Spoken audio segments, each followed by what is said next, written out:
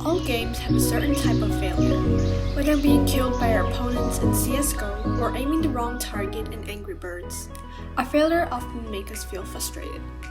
But it's worth noticing that not all frustrations are negative in terms of game experience. Just as how players are constantly immersed in the experience of climbing in the game getting over it with Bennett Foddy, regardless of the fact that they may have experienced countless falls. Frustration can be enjoyable if risks and challenges are communicated in ways that, first, encourage players to expand their repertoires, second, recognize the inputted efforts with satisfying rewards, and third, rationalizes failures within the game loop.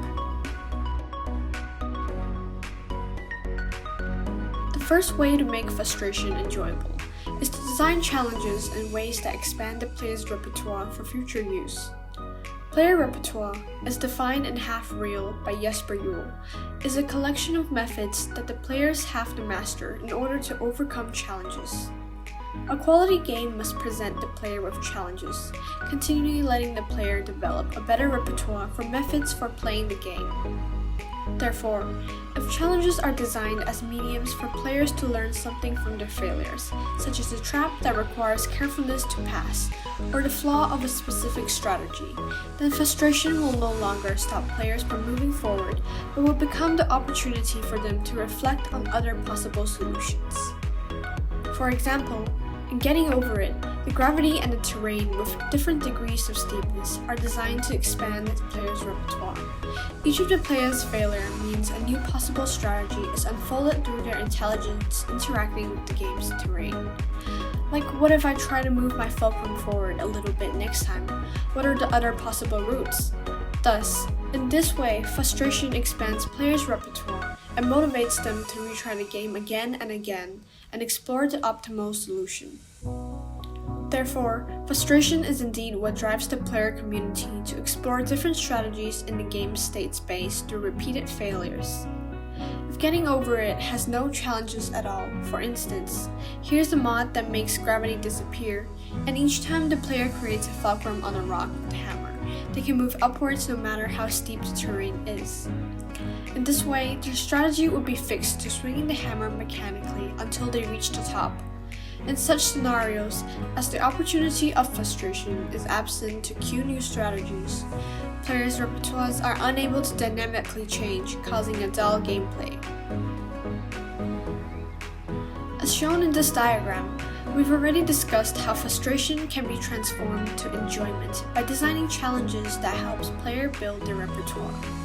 In this part, we will discuss how the repetition of the same challenge helps players get familiar with this repertoire, how this repetition frustrates them later, and then, to our second point, how delayed and rare awards can make this frustration become enjoyable again, and builds up this entire game loop.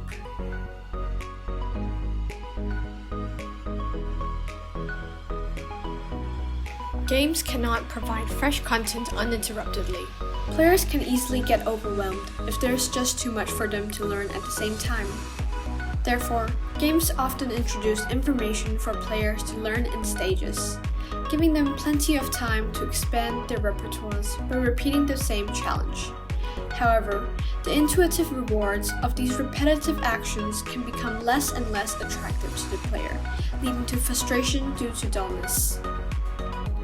Some games have found a way to exploit the frustration created by this conflict, embedding delayed or rare rewards into these repetitions.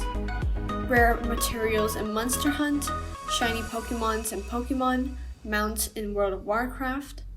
These rewards are largely inconsistent with the player's effort in the game and can often only be achieved through a lot of time and repeated work. When the player understands the connection between these rewards and repeated behavior, the concept of rarity of rewards can be constituted in the player's mind and thus links to the frustration of repeated work.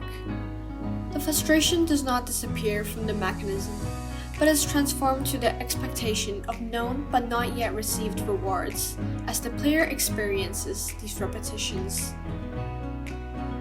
In 2019, Capcom filed a patent for Monster Hunter World, in which Capcom mentions that the patent can, depending on situation, change and increase the probability of obtaining items, but at the same time, it can also reduce the probability of obtaining items so that players can get a higher sense of accomplishment in the game.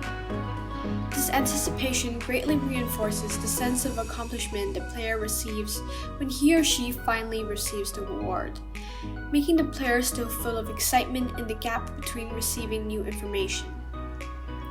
So this is what connects frustration and enjoyment after the player gets familiar with the same challenge. So far, our diagram of the game loop is almost constituted. When we look at the diagram, we can see each element is vital in order for the player to enjoy their frustration. Challenges should encourage players to expand their repertoires, and delayed rewards help motivate the player to keep attempting the challenge repeatedly. But for a player to keep working through this cycle, a game needs to make sure that the challenges and failures are clearly communicated and rationalized, thus making frustration enjoyable. Pokemon games feature a ton of elements that can affect HP during a battle. Stats, status effects, move accuracy, and Pokemon abilities can be combined to create a ton of different results, alongside type advantages. If a player isn't cued into why their move is doing more or less damage than expected, they can't learn from their frustration what lessons to take away from this battle. For example, if a fire move is used on a grass-type Pokemon, the player can see the opponent's HP drop, followed by the message, "It's super effective." If a grass move is used on a fire type, then the player will see the message, "It's not very effective." Text cues are what allows the player to identify what elements are affecting their strategies. In The Aesthetics of Play, Brian Upton writes, "This is where our predictions will be either confirmed or falsified, where our anticipatory play is resolved. We imagined that a certain set of choices within a certain set of constraints would lead to a certain range of outcomes." Frustration is part of the process of learning. We need to understand the elements of a problem in order to work towards a solution. Pokemon clarifies the type advantages in order to allow for anticipatory play. By learning the cause and effect of their actions, players can discover where their frustrations need to be directed. Upton also comments how an anticipated loss is more satisfying than an unanticipated loss. Depending on the game and the layers, an anticipated loss may sometimes be more satisfying than an unanticipated win. When we begin playing Getting Over It, we are introduced to the challenges with the help of our narrator. Bennett Foddy advises us, "Don't worry, I'll save your progress, always, even your mistakes."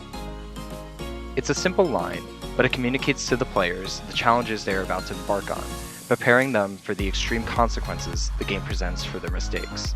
Instructing the player about consequences and challenges shows us that there is not one strict method for communication. A game can communicate to players through game design, or even narratively through story elements. What is most important is for the player to have some clarity on how their inputs are affecting their progression.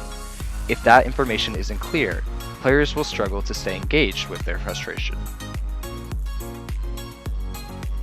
To conclude, we could take a look at a unique game completion playstyle lots of players go after: the speedrun. Speedrunning involves players pursuing to complete a game or a specific achievement as fast as possible. Speedruns are a perfect example of how frustration is repeatedly converted to joyfulness within a game loop.